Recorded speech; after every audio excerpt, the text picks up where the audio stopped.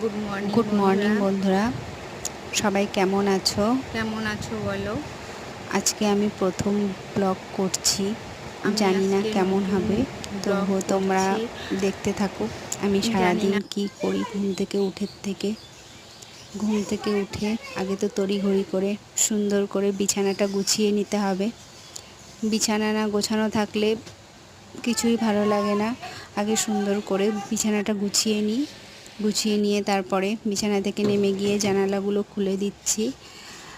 একটা সুন্দর ঠান্ডা সকালের স্নিগ্ধ বাতাস আসলো গায়ে। এবার ঝাড়ু মারছি, ঘরে ঝাড়ু পোছা কমপ্লিট করতে হবে। আগে ঝাড়ু মারা হয়ে গেছে, এবার পোছা নিয়ে এসে ঘর মুছতে শুরু করে দিয়েছি।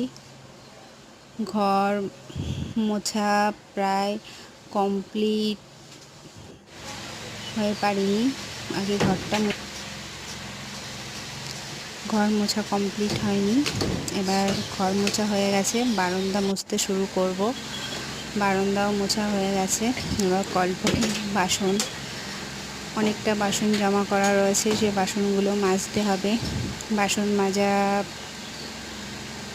কমপ্লিট হলে তারপরে অন্য কাজ শুরু করব। দেখো বন্ধুরা, বাসন নিয়ে বসে গেছি সকালবেলায় রান্নাবাটি ফেলতে। সকালে মহিলাদের কাজই এই, সকালে ঘুম থেকে উঠে রান্নাবাটি নিয়ে বসে যাও খেলা করতে, আর কি কাজ আছে। তড়িঘড়ি করে বাসন মাজা শুরু করে দিলাম। বাসন মাজা হয়ে গেছে, বাসন ধুতে শুরু করে দিয়েছি। বাসন সুন্দর করে ধোয়াও হয়ে গেল। এবার বাসনগুলো নিয়ে ঘরে রাখবো। ঘরে রেখে আমি কিছু জবা ফুলের ডাল কেটেছিলাম, সেগুলো লাগিয়ে দিয়েছি। দুদিন হলো গাছগুলো ঠিকমতো জল দেওয়া হচ্ছে না, যেহেতু আমি বাড়ি ঘরে থাকি না, সেহেতু গাছের যত্ন নেওয়া হয় না। গাছের জল দেওয়া হয়ে গেছে। দেখো আমার আরও গাছ যেগুলোতে ফুল হয়, আমি ফুল তুলে নিয়েছি। এবার চা বসিয়ে দিয়েছি। চা বসিয়ে দিয়ে চাটা নামিয়ে নিয়ে মা ছেলেতে বসে গেলাম চা খেতে। তার মধ্যে আমার একটা ছোট্ট বন্ধু চলে এসেছে।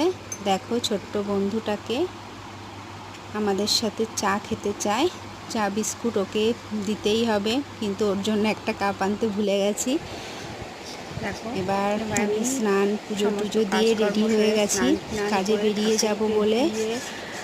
আজকের মতো এইটুখানি কি বন্ধুরা, বাকি কথা পরে হবে।